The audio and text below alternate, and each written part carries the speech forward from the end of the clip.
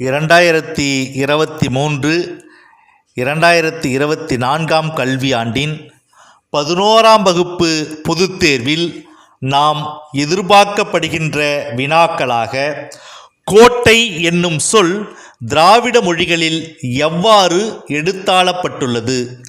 கோட்டை என்னும் சொல் திராவிட மொழிகளில் எவ்வாறு எடுத்தாளப்பட்டுள்ளது? பாயிண்ட் 1. தமிழ் மொழியில் கோட்டை என்ற சொல் காவல் மிகுந்த காப்பரன் கொண்ட மதில் சுவர்களால் சூழப்பட்ட கட்டமைப்பை குறிக்கிறது. பாயிண்ட் 2.